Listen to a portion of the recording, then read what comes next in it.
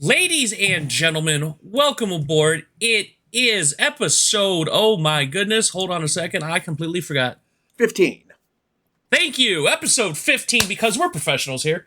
Episode 15 of the Dropkicks and Attractions podcast. I'm, of course, your self-appointed, self-crowned Prince of Pop Culture, Xander Invictus, joined by my close personal friend and court jester, Big Bach. How are you, sir? Doing great today. You doing okay too? Sure. Other than the massive storm we had last night, sure. Yeah, that was a mess. Oh, yeah, we'll put it that way. It was a rough one. Okay, we are on, like I said, episode 15. We are talking about the week of February 22nd, 1993. We are on the road to WrestleMania for WWF, and on WCW side, it is the fallout from Super Brawl. A lot happening with that. Mm-hmm. So we're going to hop right into Monday Night Raw. We are still at the Hammerstein Ballroom in New York City, and we'll be doing that for a little bit yet. They'll start gradually going to different places every so often, but like I said, basically this is going to be the base till about 96 or 97. Gotcha. We are opening up with Rob Bartlett in the crowd. Yay. Not so much. It's Rob Bartlett. We've already just established that we're not fans of Rob Bartlett's work, at least as a commentator. Yeah, not so much. No. So we go to Vince and Randy are going to go over the card we have tonight. By the way, in case you didn't remember last week, Hulk Hogan's going to be here. I'm sorry, that's too subtle for me. Could you be a little more blatant? In more than one segment for an hour-long show. Wow. Remember, this show was only on for an hour, and I was still 10 years old at the time. I actually remember watching this specific episode on TV because I was excited that Hulk Hogan was going to be on TV because, once again, back in the day, this kind of started the whole this was kind of like Raw started the whole catalyst of we're doing stuff different, especially with it live every week, this, that, and the other. We've already discussed that you really didn't see your big wrestlers at the time a lot on television, like your Hulk Hogan's, your Randy Savages, maybe on the other side your Stings, and that sort of thing. You would see him occasionally on TV, but you would have to go to buy pay-per-views or go to house shows to see him. Yeah, I did know Hogan's name at that point in my life, so he was that big. Everybody did. To this day, you tell, and I was just watching an interview about Bobby Heenan about how big Hogan was, and still is to this day. Right. About how, people were mad, to this day, if you go to an indie show, or any show, and you say, Hulk Hogan's gonna be there, to this day, it's not, whether that, you like him personally or whatever, if you put that Hulk Hogan's gonna be on a show, you'll sell out to this day, in 2022. I guarantee you'll sell out. Even if he's just doing a meet and greet and charging $100 for a picture. Wow. You will get a crowd. I don't know how much he costs. I don't know how much he charges for stuff, because he doesn't do appearances. He doesn't go to cons very often. The best place to honestly see him is he has a kind of like a tiki restaurant in the Clearwater, Florida area. Oh, neat. It would be kind of cool to go see. But I mean, I'm just saying, like, to this day, if you say Hulk Hogan's going to be on a show, you're going to get a crowd. Gotcha. Regardless, they're going to go over the matches we have tonight. And, of course, Hulk Hogan, he has 2 appearances, pre-recorded and then live. Mm-hmm. So we're going to go into our first match of the day. It is Bam Bam Bigelow making his Monday Night Raw debut. We saw him at Royal Rumble. So this is his first televised debut of his on Monday Night Raw since he made his return in the fall. Going up against Scott Taylor, who everybody knows as Scotty Too Hottie. Gotcha. That's why he sounded familiar. He sounded familiar. Scott Taylor and Scotty Too Hottie. He's actually on the, he just left. He was released earlier in the year or late last year by WWE in their latest, group, because he was coaching down in NXT. He is still doing independence and still doing really well. He's wrestling, all over the world now. He's England and all over America. Good for him. Great shape. Still doing his stuff. Everybody loves the worm. I did get to do the worm chant once. Cool. It's a lot of fun. Anyways, at this time, he was still doing enhancement work. Obviously, Bam Bam is doing what he does with his power moves and his size. He's also quite agile. For the most part, this is Bam Bam the whole way. There was a one point where Scott Taylor gets on his shoulders, look like he's going to do some sort of like victory roll or some sort of move off the shoulders. And Bigelow just drops him with an electric chair drop. Yeah, that's what that's called. And the one cool move I saw, I was like, oh, this is cool. Bam Bam locks in the double underhook backbreaker, and it looked vicious. Yeah, that looked really nasty. That was a yikes. Yeah, that was a cool move. And then quick ending, Bigelow hits 2 top rope headbutts, and he gets the win. That was 3 minutes on the nose, and for an enhancement match, that wasn't bad at all. No, it was enjoyable. Like, enhancement matches can be fun to watch. And once again, we had this discussion last week or last episode about Super Brawl. If you're a good enhancement talent, you'll find work. Right. And trust me, this is not the only time you'll see Scott Taylor on TV before he, gets his shot. So we go to a studio interview with Vince McMahon and Hulk Hogan, rocking the good old 80s jeans tucked into some cowboy boots look that they had back then. Mm-hmm. And if you didn't know, that was Hulk Hogan sitting there with him. There's a bunch of big pictures of Hulk Hogan behind him. And this was just, what's with, Vince is like, hey, what's next with Hulkamania? What's the deal? What's going on? And this was incredibly drawn out. What this reminded me of, I don't know if you remember this, you're not the biggest sports fan. When LeBron James left the first time, he left Cleveland the first time. And everybody was up in arms. Where's he going? Is he going to the Knicks? Is he going to the Lakers? Where's he going? Right. They actually had a special on ESPN. Primetime ESPN was called The Decision. Yeah, I knew he had booked TV time for that. I didn't realize he did it on ESPN. I thought it was just on the local Cleveland stations. No, this was ESPN. I watched it. I was with a bunch of people, and I was living in New York City at the time. And we watched it, and the whole thing was just drawn out. Gotcha. Until towards the end of the hour, they asked him where he's going. That's where you got the whole famous, I decided to take my talents to South Beach, where he went to go play with the Heat for a few years. Right. This is what this reminded me of. It was just, so what's the deal? Oh, before I give you my decision, let me talk about blah, blah, blah, blah, blah. Yeah, very, very long. Yeah, drawn out was the word you used. Absolutely. And the only thing Hulk Hogan said at the end of this was like, he didn't say whether Hulkamania is coming back. He talked about his demandments, say your prayers, take your vitamins, that sort of thing. That was his big thing. Right. He's like, well, I'm going to make my decision live on Raw. So this segment 100% was not needed. Just filler. Yeah. Like filler to the point you can cut it out. Like we knew he was coming back. We knew he was going to do a live thing. We did not need to have this segment just to have more Hulk Hogan. Yeah. People were going to tune in because they knew Hulk Hogan was going to be there. So you didn't need to give them Hulk Hogan before you gave them Hulk Hogan. Right. So we're going to go into one of the advertised matches they advertised from last week. It's a 6-man tag team match with the Beverly Brothers and Shawn Michaels, who's the current Intercontinental Champion, versus the Nasty Boys, who as of basically they've all but said the number one contender to the Intercontinental title, Tatanka. Mm-hmm. It's going to be a 6-man tag team match. Tatanka's the last one into the ring, and it turned into a brawl immediately. Yeah, he just runs right in, starts throwing hands. The Nasty Boys start fighting. And I realized it doing this research for at least this episode. I had no idea. I remember watching them and liking them as a kid. I had no idea how much a blast it is to watch the Nasty Boys. Yeah, I enjoyed seeing them in this match. Yeah, like, I liked them as a kid because they're like, yeah, we're nasty and, look at us. We're rough and tumble. And then I still can appreciate them. It's one of those, I liked them as a kid and I can appreciate them more as an adult. It's like, they're not scientifically sound. You're just going to you want two guys you want to brawl with, you want to fight and throw hands. You call the Nasty Boys. Gotcha. That's what they did. Again, there's nothing wrong with having a role. Yeah, and they did that. They did that role great. Like, if you wanted a tag team, you needed a tag team for a brawl. And we saw this because they'll like in a couple years they'll be a WCW for one more big run around the 95, 96 time frame. They had the role, they filled it perfectly.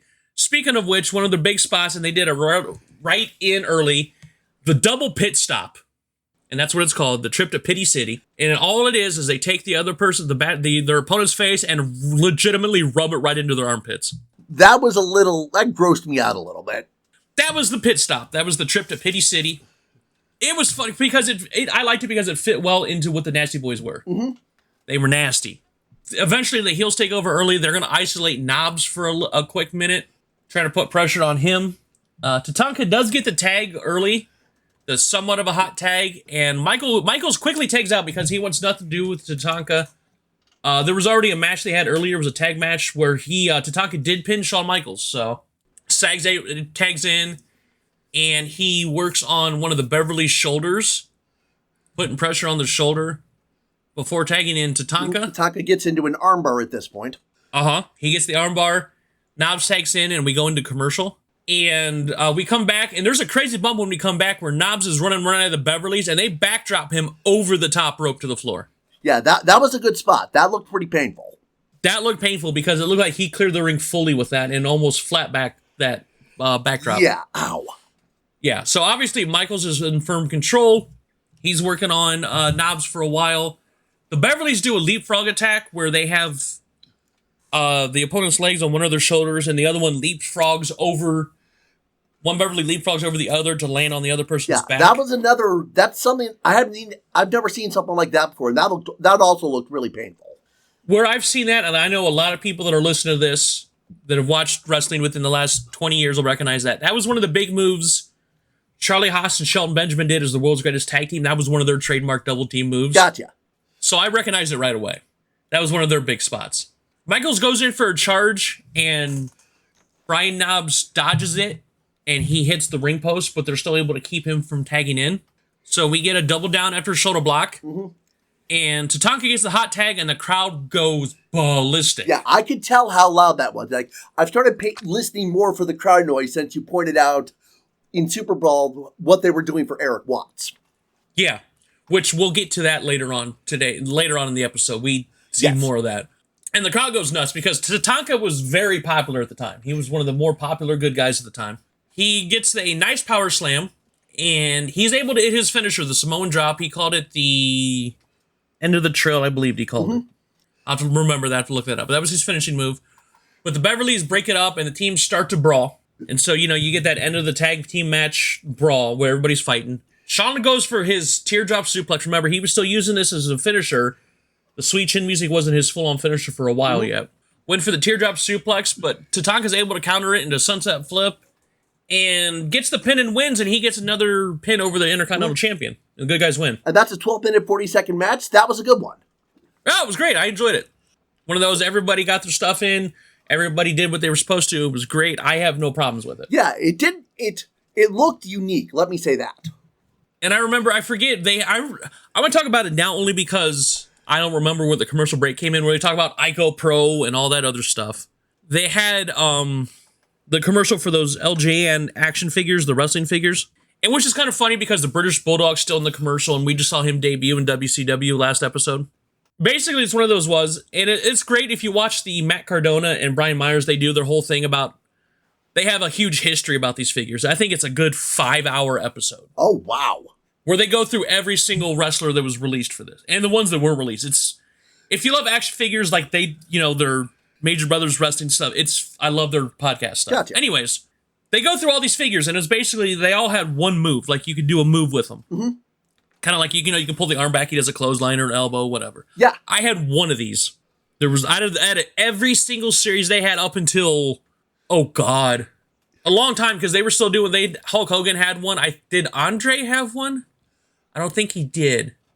I think he might have had one.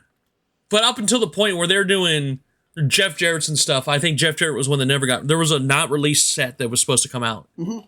Anyways, I had one of those. I only had one of those figures ever. And I think I still have it at my parents' house somewhere. Which one was it? I had the Jim the Anvil Neidhart New Heart Foundation one with the yellow pants. Cool. Yeah. That was just one of those. It's like I had one. Like a lot of kids had a bunch of them. I had one. But that's why I played it with all my other action figures and stuff because, kids were doing the multiverse years before the Marvel ever did. Oh, yeah. Oh, yeah. We would have GoBots fight Transformers and G.I. Joes fight Transformers and wrestlers would fight the G.I. Joes and I'd have ninjas fighting cowboys. We were doing multiverses years before Marvel did. And I know you did too. Oh, yes, I absolutely did. Anyways, another tangent. You guys know by now, I love a good tangent. Oh, yeah. So we go to the next to last match of the episode. It is Crush making his Raw debut against Terry Taylor. He made his debut, but this is his wrestling debut. He was on the first episode. Right. But this is his in-ring debut on Monday Night Raw. Yes. Wrestling Terry Taylor. And I like it that Terry Taylor goes to kind of, obviously Crush has got the huge size advantage. Right. Terry goes to push him. Crush is like, nah, I'm good. Pushes him back, floors him with one shot. Oh, yeah, that was painful. And I had no idea that Crush could dropkick like that. That was a pretty good dropkick for a man that size. It was. Really was. Because, guys that size were not doing... Brian Adams at the time, his name is Brian Adams. Guys his size were not doing drop kicks in 93. Right. Or if they were, they didn't look like that. That was a nice one. And then press slam, because, he's a very strong guy. Yes, very, very apparent. Yeah, Taylor eye pokes him and guillotines over the rope to take over. Rob Bartlett doing another horrible impression. This time he's talking about Arnold Schwarzenegger. Yeah. Because about the Hulk Hogan supposedly being on the council, the Children's Health and Fitness Council from the president. Right. That Arnold Schwarzenegger was the person for a while that did head that up. I do remember that as a kid. I don't remember that. Basically, it was the idea was, it was the council about trying to get kids to exercise more, eat better, go outside more, that sort of thing. Gotcha. We're trying to, be healthy, go out and play some football or run and, have an apple, that sort of thing. They didn't browbeat you, but it was, here, this is going to make you get stronger when you get older. Right. That's basically what it was. And so Bartlett's Arnold was mad because there was talk that Hulk Hogan was going to take over, and it was just like, the less Bartlett, the better. Agreed. Like, he's trying, but it's just not working. I don't even think he's trying. I think he thinks he's funny. That's another good way to put it. I don't think he's trying to be funny. I think he thinks these are awesome, and they're not. And you're going to see it even worse next week. Gotcha. And it's, I hope you like Elvis. Well, I'm just going to put it that way. Oh, boy. Anyways, so Crush is able to power out of a chin lock, but Taylor gets a jawbreaker and a neck breaker for a 2 count. And he goes flying as Crush kicks out of that. Oh, yeah, I always like that move when it's a smaller guy trying to pin a big guy, and the big guy just press slams him out of the kick out. He don't kick out, he just presses him from horizontally. Yeah. That was great. Crush is able to fight back with a reverse stomach drop and a nice stiff clothesline. He hits the Total World Backbreaker in a move that you haven't seen yet, but I've told you about it. He locked in the Cranium Crush for the win. Yeah. Where he just squeezes the guy's head like a coconut. Yeah, that looked painful even. Ugh. Yeah, and there would be times where he'd lock it in, and while they're sitting down like that, and he would just lift them up off the mat and slam it back down while he's squeezing their head. Yow. Oh, yeah. Kids loved Crush. You could tell that he was a big success with the kids. Gotcha. So, yeah, Crush gets the win with the Cranium Crush. That's a match time at 3 minutes 41. That was fairly dense. Fairly dense. Like I said, Terry Taylor had a long career long before this anyways. Talent-wise, Terry Taylor was great, so, he could always count on him to at least try to have somewhat of a decent match. Right. We're going to replay the Attack on Beefcake next week because Vince is in the ring to do what the other segment did that we didn't need to have. He introduces Hulk Hogan, and the crowd responds accordingly. The crowd is going to go ape every single time Hulk Hogan comes out. And for somebody that has seen Hulk Hogan live once, the crowd will go ape. Gotcha. I have been able to see Hulk Hogan live at Monday Night Raw one time. And I remember this. I was with a couple good friends of ours. Mm-hmm. We went to Monday Night Raw. This was 2006. I actually remember specifically because they came out during one of the commercials to say that Stephanie had her first child. Oh, neat. I actually remember that happening. This was during when Hulk Hogan was having the feud with Randy Orton and he was going to come out. And they're like, coming back from a commercial, Hulk Hogan. We're like, man, boo, Hulk Hogan, he's a jerk. We're going to boo him. We're going to do it. And as soon as Real American hits, we're singing it like we're 4-year-old again. We're going, I am a real American. Yeah, I swear to you. I believe it. You boo him all you want, but as soon as that music hits, you start cheering for the guy. Oh, yeah. I proof positive it does it. Anyways, Hulk Hogan, he comes in and he says, Brutus is okay. No severe damage. They kind of busted his nose up a little bit, but he's fine. And Hulk wants to thank 2 people, God and surprisingly Jimmy Hart. Yeah, Jimmy Hart had the face turn last week as he tried to stop DiBiase and IRS.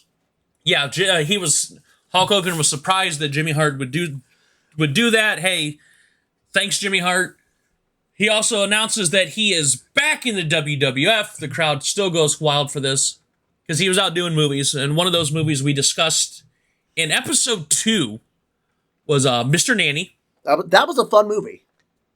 It was a fun movie. So Brutus comes out. He's draped in the red and yellow because Hulk Hogan's out in the red and yellow. Beefcake has what he likes to call titanium, not titanium, titanium steel plates in his face. He also thanks the big man upstairs and Jimmy Hart for doing what he did. So Hulk Hogan says he's going to start taking stuff from Money Inc. So they announced their new manager, the Mouth of the South, Jimmy Hart, who comes out in a red and yellow suit. That is a spectacular suit. And I love this because Jimmy Hart had a suit for every single one of his clients. And it would be funny, like especially on big shows like pay-per-views, if more like he'd have more than one client wrestling, Jimmy Hart would have a suit for each one of them. Cool. Like he'd have a Nasty Boy suit, and then let's say Dino Bravo had a wrestle, so he'd come out in a Dino Bravo inspired suit. It was great. That was when it hit the suits and the megaphone. He always had his megaphone with him. Gotcha. Jimmy Hart just basically waxes poetic all over Hulk Hogan. And they announced their team name. They're going to be known as the Mega Maniacs. And basically they're calling out, they're going to go after Money Inc. and rule over WWF because this is going to happen forever. Hulk Hogan's going to be there forever. This is the only Raw he's going to be on until 2002. Wow. Yeah, Hulk Hogan, you don't see him again on TV until the NWO invades WWF in like 2002. Well then. Yeah, the whole, I'm coming back, brother. And I was like, yeah, we'll see how long he is because of WrestleMania 9. We'll talk about that fiasco. Yeah. But yeah, this is his, and I looked it up just to make sure. Yeah, this is his only appearance until 2002. So don't get used to seeing Hulk Hogan on WWF TV anytime soon. Mm-hmm. You're going to see some like pre-recorded promos for stuff, but he's not live in the crowd for another 9 years.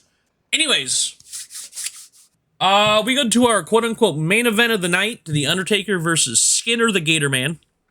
This is weird, because as soon as they have their entrances, they go to commercial, they come back from commercial, do the entrances, then come back, and then go to commercial again. They come back, Skinner clotheslines Undertaker over the top rope, he grabs his gator claw, wraps it on his Undertaker's neck, guess what? Show's over. Yeah, that really caught me off guard. How long was that? That was 1:17. And they said, oh yeah, we'll have the footage next week, blah, blah, blah. Guess what? They didn't show it, did they? They don't have the footage next week. Are we going to assume that the Undertaker's going to beat Skinner? Yeah, it's a pretty safe bet. Yeah. We don't know. We never see it again. We don't know what happens with this match. They never showed it again. They never showed the ending. But they do announce that Bret Hart is actually going to defend his WWF title live against one of the Headstringers next week. Yeah, looking forward to that one. Yeah, that should be good. And that's Raw. Like I said, the first Hulk Hogan segment was not needed because it said absolutely nothing. It did absolutely nothing. Just total filler. Yeah. My favorite match was the Undertaker match. That fragment? No, I'm just joking. I'm just bullshitting you. No, the six-man tag was great. My favorite was the six-man tag. Yeah, the six-man tag was the only thing that really did anything. The rest was just enhancement stuff. Yeah, but they still did their, like, none of them were bad. None of the matches were bad. Agreed. Save for the last one, which I don't get that. They could have saved that for another, they could have recorded that and saved that for another episode. I don't know why they did that the way they did that. Yeah, puzzling. Yeah, the six-man tag was great. That was my favorite match of the night. So we're going over to WCW Saturday night of February 27th, 1993. We're closing out February. By the way, I counted 13 matches. Yeah, this was a very, very dense episode. 13 matches for a 2-hour show. So we open up Jesse Ventura and Tony Schiavone. Open up. They say Flair will be there. They run down the card for some of the bigger matches of the night. And the cameras pan over. They show Flair is actually going through the crowd and walking around ringside. So we'll see what kind of effect Flair has. Like I said, he was just in WWF a few weeks ago. Right. But he's back. And he's actually going to be in WCW for the duration of their existence. So for another good 8 years. He's got security with him, too, as he's going through the crowd. Yeah, he's still got that entourage with the Garth Brooks microphones that we saw at Super Brawl. Mm-hmm. That's going to be his thing at least for this week. You're still going to see his entourage. And we're going to go ahead and just jump into the first match because everybody was already in the ring while Flair was walking around.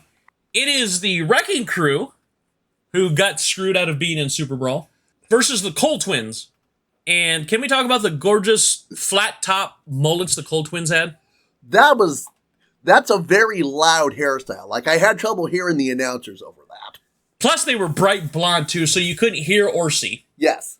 So, anyway, obviously the Wrecking Crew is in early control. They're doing what they do, the Smash Mouth fighting style. Fury misses an elbow, and Cole 1 tags in Cole 2. I couldn't tell them apart. It took me a while to take my notes on this because I was being super careful about who was who. I couldn't tell, so I'm just gonna go. I just call them one Cole tags in the other Cole. Okay. Yeah, it was anyways. The good tag chemistry. Obviously, they're obviously twins, so they got that good rapport as twins. Good chemistry. Nice double elbow. They had a nice double elbow before the Wrecking Crew takes over. Mm-hmm. And Fury hits a huge shoulder block. One of the Coles fights out of a camel clutch, but I kind of like what Fury did. He used the momentum as he's going forward. The one Cole fights out of it, throws Fury forward, and he uses that momentum just to clock the other Cole to kind of like make sure the tags don't happen. Yeah. Rage comes in with a big choke slam and locks in a single leg Boston Crab. Mm-hmm. Once the Wrecking Crew's in firm control, we get a nice power slam from Fury. Rage gets a nasty looking clothesline. Rage also goes for a flying nothing. Gets booted in the face. Cole gets the hot tag. Right. So we're getting towards the end of the match. Everything's breaking down. The Wrecking Crew goes for the Wrecking Ball, but one of the Coles blocks it. They lock in the backslide for the win and a massive upset. Massive upset. That's 8 minutes, 4 seconds. And there was a funny thing at the end where Jesse's interviewing the Cole twins, and he can't tell them apart either. And they're like, "No, I'm this one. No, well, I'm this one." It was kind of funny. I found it sort of humorous. Yeah, playing twins like that, it'll always get at least a chuckle out of me. And so we go into our next match. Favorite of the, we're both fans of this guy on the show. Two Cold Scorpio. Yes. Versus Shanghai Pierce, who does have Tex Slazenger ringside. Mm-hmm. You're going to get speed versus power. This is what you're going to get. Yeah, that's exactly what I was expecting as it was announced. Yeah, the quick smash mouth versus the smash mouth versus the quick. Right. Pierce does get a few blows in at the start, but Scorpio drop kicks him over the top rope. Bummer. No, it was his momentum, so it doesn't get a DQ. We're still confused over that. Pierce is taking his time on the outside. Talk to Tex for a little bit. So Scorpion answers and gets both of them with a double clothesline. Yeah, that was a good one. Scorpion goes for a drop down, but Pierce just drops an elbow on him and hits a backbreaker for a 2 count. Mm-hmm. And while the ref is distracted, Slazenger starts choking Too Cold Scorpio with the bull rope. Mm-hmm. Yeah, right after that, Scorpio gets a vertical suplex, and Scorpio gets hit by a vertical suplex. That's a 2 count. Uh-huh. And he's able to fight back. He gets more kicks. He gets a corner splash, and he's trying to get that momentum to get going again. And Pierce is able to accidentally hit both Scorpio and the ref. And this was kind of a cool spot. So what they were looking to do, well, the ref was down. Pierce and Slazenger both grab the bull rope. They're going to look like they're going to clothesline Scorpio with it. So what he does is while they're coming towards him, he jumps and splashes himself across the rope. And when he does, and the momentum causes the two men to run into each other and just collide. I thought that was a cool spot. I agree. I liked that. It looked painful. It looked painful. It did its job. And so Scorpio, comes off, hits his tumbleweed leg drop, and he gets the win. 4 minutes, 55 seconds. Pretty dense again, but it worked. Yeah, I liked it. I had no problems with this match. No problems. Right into the next match. We're in match 3 already. We get the good old Johnny B. Bad versus Mustafa Saeed, who was on a couple episodes ago. Mm-hmm. And we see that Johnny B. Bad's got his elbow taped up and mentioned that Max Payne was injured his right elbow using the painkiller. So Johnny's working with that injured elbow. Mm-hmm. And it looked like Bad. The thing I noticed that Bad looked like he was going for some sort of slam on Saeed, but it didn't look like there might have been some sort of miscommunication or something because it didn't look like he got it all. Yeah, I saw him catch Mustafa at some point, but couldn't hold him, probably because of the elbow damage. They could have been working off that too, sure. Bad's able to get a couple shots in, but Saeed comes back with a couple slams. Saeed goes for another nothing.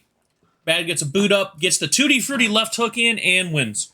Yeah, 2 minutes, 10 seconds. That wasn't particularly dense, but it was just okay. Yeah, it was all right. Jesse and Tony go to Ric Flair, who's backstage with his security. You see, I was like, what the hell's going on? Because you see one of the security kind of like coming in towards the shot because Missy Hyatt comes in and she's still trying to get the interview with Rick, but they basically just nope. Right.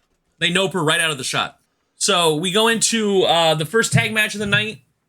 This one actually went longer than I thought it did. It went in longer than I thought it would. Was Flying Brian and Sonny Steve Austin versus Johnny Gunn and the Z-Man. I feel like we've had this a lot recently. We have, but they're basically, like I said, Pillman and Austin are basically the Hollywood Blondes, all in but names, and then they'll get, the eventual matching vest, because they got the matching trunks. Austin's doing the little camera hand motion. They're basically the Hollywood Blondes in all but name. Gotcha. And Zank and Pillman are going to start off. They're just paintbrushing each other. And you learn there's only one way to slap somebody across the face right when you do it in wrestling. And how is that? You slap him for real. Okay. There's no way to fake that. If you're going to slap somebody, just straight slap them. Gotcha. That's the best way to do it. Just slap him in the face. Yeah, Gunn gets a quick tag in, but Pillman takes over. He tags in Austin. Yeah, they're slugging it out for quite a while after Austin comes in.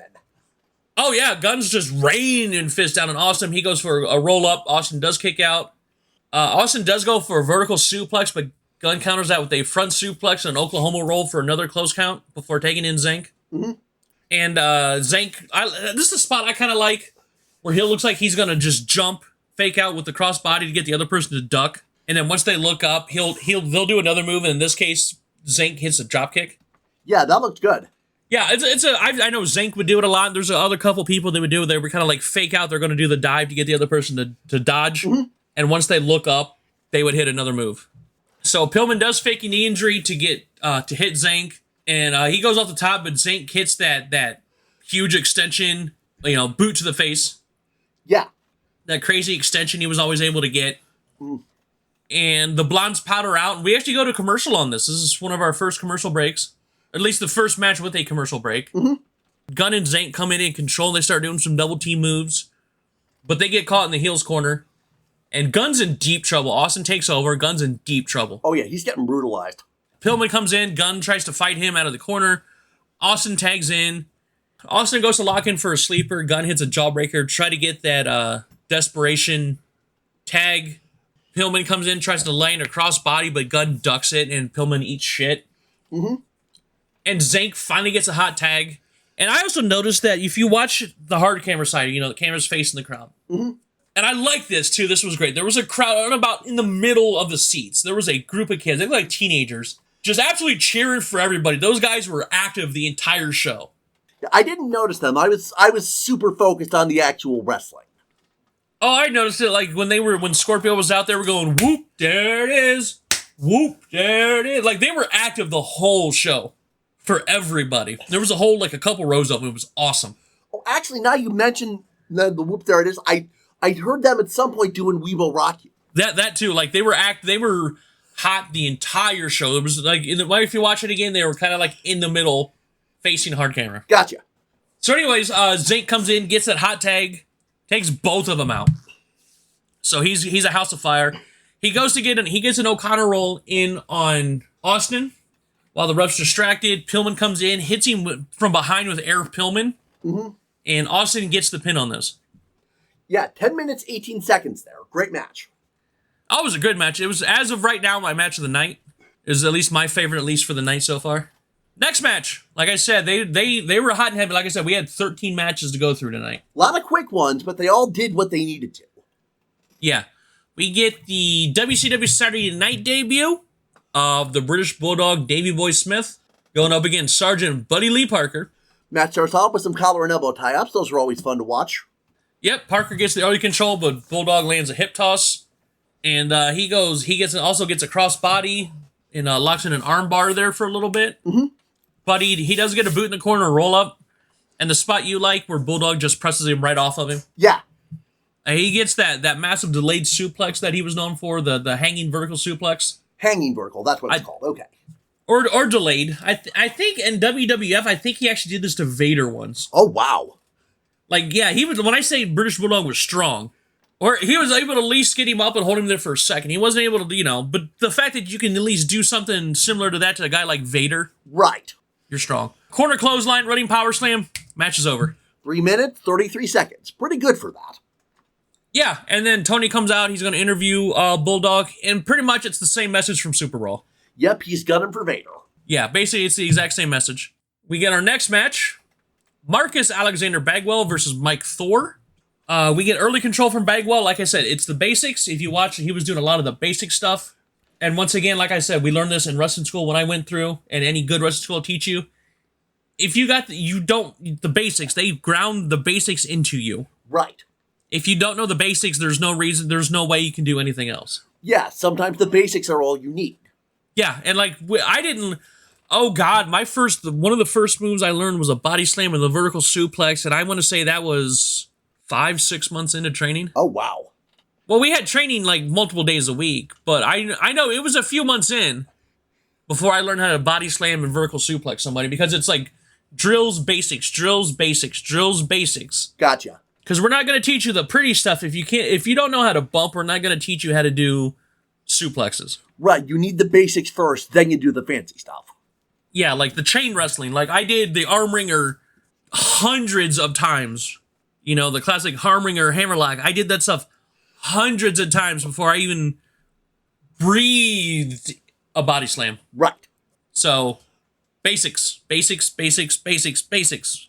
Thor powders out, but Bagwell brings him in from the apron the hard way, kind of just momentum pulls the rope and just flips him back in. Gets that grounded hammerlock, you know, keep him on the mat. Thor goes for like a flying butt bump, but Bagwell retaliates with a crossbody. Gets a 2 count out of that one. Thor actually goes for a body slam, but misses a top rope splash. Bagwell slam, clothesline, hits the fisherman suplex, and a win. 3 minutes, 30 seconds. Again, quick, but good. Did its job, got Bagwell over. You know, Mike Thor did what he needed to do. So, Tony's out again with an interview with Ric Flair. Obviously, WCW at the time, they were recording these at Center Stage in Atlanta. So, yeah. Anywhere in the South, if you have Ric Flair come out, you're going to get the reaction. And he got the reaction. Missy comes out at the start. And this kind of, I got a snicker at this. Missy, again, comes out from the start, but the security just stops her. And I kind of snickered at this a little bit. Yeah, I saw, that was kind of funny. Yeah. Flair talks about being ready to come back. He's ready to come back, and when he'll let you know when he's good and ready. Because a lot of times, and I don't know if you noticed this, especially like the TV wrestlers, when they leave, especially WWF, I'm not sure about other companies, but I know for a fact WWF has a 90-day no compete clause. Yeah, I've heard a lot about that recently with all the wrestlers they've let go. Yeah, like you're not allowed to compete anywhere else for 90 days. You still get paid, but you can't leave. Right. And this is basically how they kind of introduced him, so Flair couldn't get in the ring yet, so they would introduce him like this. And for a while, he would have an interview segment called Flair for the Gold. Gotcha. Which is how we got the Shockmaster, which is this year, so we'll get into that. I'm excited about that. But basically, some of the, it's great Flair shtick. He hits all the Flair notes. He has the lines. He has everything. This is a classic Flair promo. It hits all the notes. But specifically, he calls out Barry Windham, Dustin Rhodes, and Vader. Basically, he's like, if you have a belt, people with belts, be careful. Right. So we go into our next match. Max Payne versus TC Carter. Max Payne got nice height given that back body drop. There was some nice height. Yeah, I saw that. That was very nice. Good air, because that's another move that both people will work on. That was another move I learned how to do, and it's something that the guy's lifting you up, but you're basically flipping yourself over. So that's a good move for both of them. Gotcha. And also landing a huge suplex. Big body slam for Max Payne. Softens the arm. Shoulder breaker. He drives Carter's shoulder into the corner a couple times. Locks in the painkiller for the win. That took 2 minutes and 12 seconds, after which we have Tony Schiavone interviewing Max Payne. Max Payne surprisingly calls out Ric Flair. Yeah, like, what about me? You talked about them. What about me? Yeah, I was like, ballsy on you, homie, but hey, you do you, boo-boo. Gotta get maximize your minutes. Right.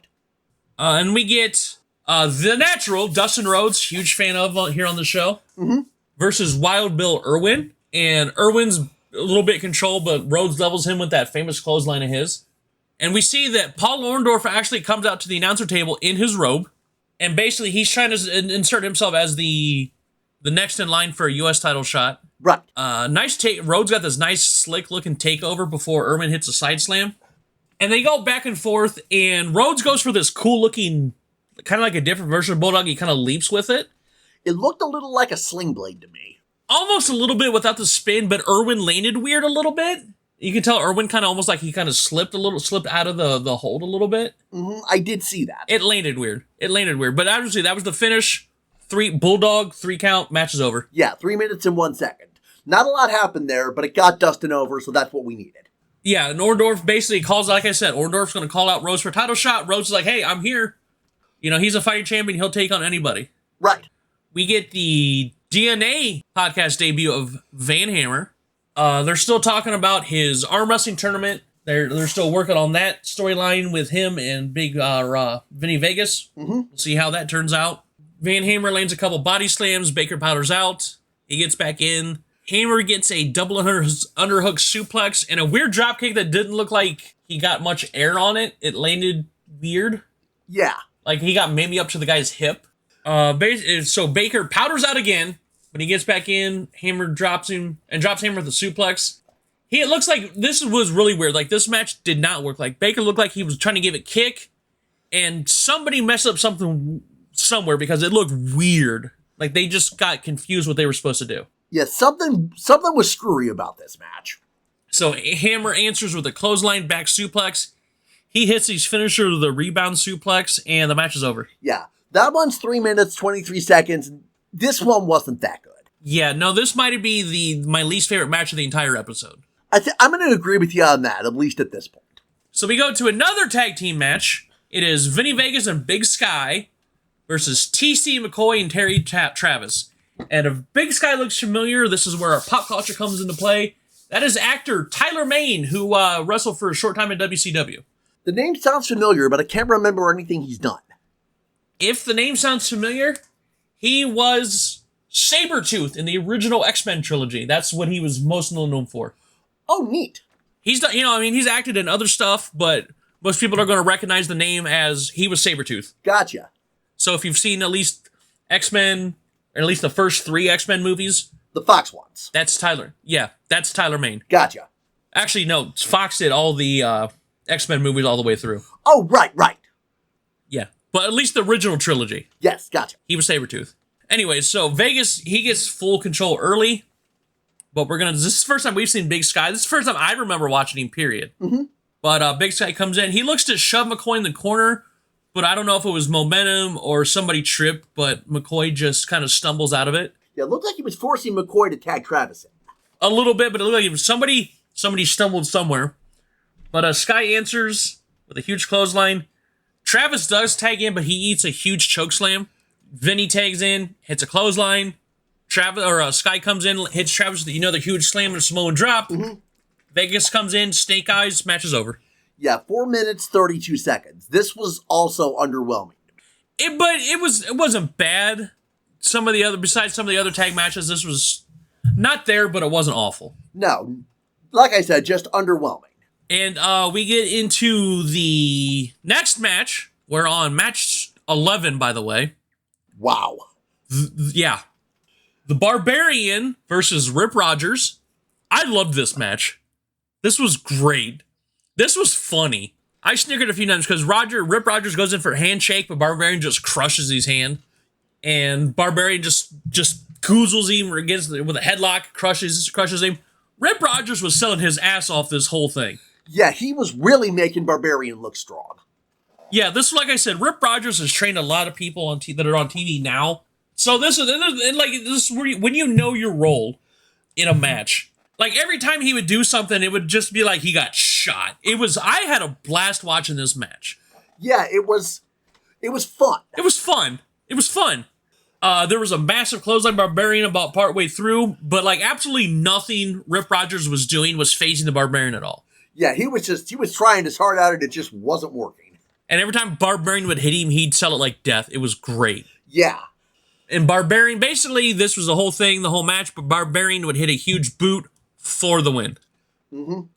Yeah, that match took 5 minutes and 33 seconds. And it was awesome. It was.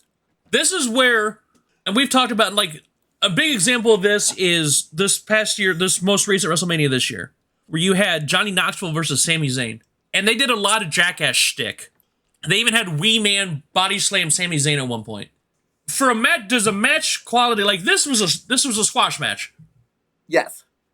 But it was a blast to watch because if you're having fun watching the match, sometimes you can get past the whole there's not a lot of wrestling, or the wrestling may not be the greatest. But if you're having a blast watching the match, that's all that matters. Yeah, sometimes you can turn your brain off and just enjoy the spectacle. Because you can have a good 3-4 star match with not great wrestling, but if the story's there or it's super funny, that it's funny when it makes sense, or the story's there. Right. You're good. Not every match has to be a clinic. Gotcha. We go to our penultimate match of the evening. A tag team match of Steve Regal and Eric Watts versus Bob Cook and Chris Sullivan. Mm-hmm. Which anytime Steve/William Regal's on TV, you know I'm happy. He's in my Mount Rushmore, so we've already established this. So he's early control. He basically he's taking on both members. He's taking over control pretty well. Watts tags in, and oh my god, the boos and Eric Sucks chants were loud today. Yeah, the crowd soured immediately. Yes, like the whole Eric Watts experiment is donezo. This is why nepotism does not work. I think he was continuing to improve in this match, but he still wasn't where he needed to be. Like I said, we try not to talk ill about people too much. Right. Except Rob Bartlett. The thing is with this, where his ability was at that point, he should not have been on television, or at least television at that level with his ability he had at the time. Agreed. This is why nepotism rarely works in wrestling. Right. So anyways, he had some basic arm drags, arm bars, the real basic stuff before tagging back in Regal. Watts gets tagged back in. He goes to do a monkey flip, but it's blocked, and Sullivan tags in. And Regal is quickly tagged in. He's starting to throw some nice stiff kicks on both men in the corner. Yeah. Before Sullivan can take over. And I noticed this when Bob Cook came back in. Bob Cook is gassed so bad. Like, it is obvious. And when you see when they're huffing and puffing and trying their hardest, when you're basically, part of it can be out of shape, part of it can be lack of cardio, but when you're huffing and puffing and breathing like that early, you're gassed. Mm-hmm. And this was not a long match, and he's gassed already. But he gets a shoulder block and a 2 count. He's actually has control of Regal surprisingly for more than a moment. Watts gets tagged in again, more boos, and they actually start a Daddy Boys chant. They start chanting Daddy's Boy. Mm-hmm. Like I said, the experiment's done. This is a failure. Yeah. But Cook and Sullivan, they're able to get a double clothesline on him, but he's able to fight back. Eric Watts locks in the STF on Sullivan for the win. Yep, 9 minutes, 8 seconds. It wasn't a bad match. Eric's trying, bless his heart, but he can't get there. He's not where he needs to be. It wasn't a bad match, but it's hard to watch him at this point. It was an okay match in spite of Eric. Basically. So we Tony's going over the tournament brackings for the TV title. The TV title was gone for a while. They're bringing it back in this tournament. So they're showing some of the brackets, some of the clips of the most recent matches for the tournament. Mm-hmm. And we come back from commercial, and we get a returning Arn Anderson, who we have not seen on television since the start of this podcast, because this all goes over the attack against Eric Watts. Right. He said all the Arn with the apathy is gone, and all the returns and all the new title holders is getting him fired up, and he's ready to fight Eric Watts again. This basically, he wants Eric Watts still. We're still continuing that feud. But unfortunately, Arn gets a cramp in his hand, and it's really weird that he had a cramp in his hand that all of a sudden he started showing 4 fingers. Yeah, I noticed that. They're bringing back the 4 Horsemen. Oh, that's what that was a reference to. It's the 4 Horsemen. Like, anytime you get like an Arn or Arn Anderson or Ric Flair, they show up the 4 fingers. That's the 4 Horsemen. You can never not get excited when you see the 4 Horsemen. Gotcha. I didn't realize that was like a hand signal. That was the 4. That's whenever you see him throw up the 4 fingers, it's the 4 Horsemen. Okay. I'm excited. It's the 4 Horsemen are coming back. Woo! Speaking of Horsemen, we're in the last match of this episode and ours. It is former 4 Horsemen, Barry Windham, who is the NWA World Champion after beating Great Muta, going up against Brad Armstrong, former light heavyweight champion. Mm-hmm. Armstrong does have early control on Windham, doing what he does. He's very quick, so he does what he needs to do. Wyndham's able to fight out of a headlock and land a back suplex. Mm-hmm. And he actually lands another one after picking up Armstrong in the position for it and just walks around with a little bit before dropping him. Yeah, that was impressive. That he cracked him with the right hand and got there was a nasty snap on that right hand. Mm-hmm. And we start getting a "We Want Flair" chant. Wyndham was all over Brad Armstrong. He's able to fight back with a back body drop, but Wyndham gets right back into control. Mm-hmm. Armstrong gets out of the ring. He's able to fight back into the ring, but he eats an atomic drop and a clothesline. Yeah, that looks painful. And then Wyndham with a knee drop right to the point of the forehead. Ow. Armstrong does land a desperation facebuster, and he goes for his finisher, the Russian leg sweep. But Wyndham blocks it and lands the implant DDT and gets the win. 7 minutes, 18 seconds. That was another good match. Yeah, it was a good match. I had no problem with this one. One last interview with Tony Schiavone. He's got Vader and Harley Race comes out, and he says he's staying after beating Sting with that awesome strap match from Super Bowl. Great match. Yeah, that match was amazing. Yeah, he's talking about how he's still here. Vader's still staying dominant. He's taking on anybody. Specifically mentions not only Davey Boy Smith, but Ric Flair. Oh, yeah. And that's how we close out the show. Decent show. Honestly, the only match that I thought was bleh was the Van Hammer match. Yeah, that was... I can't put my finger on what was wrong with it. There was way too many botches. There was a lot of miscommunication with that one. Okay. My favorite match of this show was the Hollywood Blondes versus Johnny Gunn and Z-Man. I think my favorite is going to be the Armstrong Wyndham. Okay, yeah. A very valid choice. Match of the episode. What's your match overall? I think that's still my favorite overall. Okay, and I kind of want to... It's still 1A, 1B with me between Pillman and Austin, and then the six-man tag from Raw. Yeah, the six-man tag from Raw would be my honorable mention. Yeah, only because I'm a big, the Beverly Brothers, were kind of underrated as one of the lower card tag teams. Mm-hmm. But the other four men in the ring, other four men there, I was huge fans of at one point in my life. Gotcha. So, that is it for episode 15. 15. I know numbers. Episode 15. Thank you, everybody.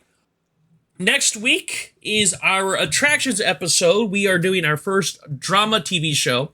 And we were originally going to do this for one episode, then we realized the work that goes to put into it because we try to give you takes and trivia. We don't want to just gloss over stuff for you guys. That's not what we do here. So we've decided, because once again, we're learning as we go along. We had no idea, honestly, had no idea what we were doing when we hit play the first time. Right. We're learning as we go. So for all dramas, we're actually going to split up into 2 episodes. So each drama is going to get 2 episodes. We are doing Season 1, Part 1 of Star Trek Deep Space Nine. We're basically going through the first 10 episodes, which is exciting. As I've said, this is the Star Trek that I'm the least familiar with from the classic shows, and I'm very much looking forward to talking about it. Same. Like, again, and you know Star Trek way more than I do, so I may have to acquiesce to you at some points throughout the viewing experience. I'll be more than happy to guide if I must. There you go. And then after that, we are going to go into the week of March 1st, 1993. The 1st of March, we're going to hit Monday Night Raw and then the following WCW Saturday night. So, you can find the podcast on Twitter at capital D and capital A, Podcast 1. We are on Spotify, Stitcher, Apple Podcasts. And we're also, if you guys do use Good Pods, please follow us there. Like, share, subscribe, 5 stars, 2 thumbs up, whatever you need to do. Show the love on the podcast. That's how we work through the murkiness that is a online algorithm. All the engagement you give us is what tells the sites that we're worth promoting. Yeah, and anybody that's been online for more than 2 seconds knows algorithms are impossible to figure out. So, you can find me on Twitter, Twitch, Instagram, golly goodness, most social media websites at Xander Invictus. And I can be found on most socials at Big Bocked. So, thank you very much, everybody, and we will see you next week for the first half of Season 1 of Star Trek Deep Space Nine. Take care.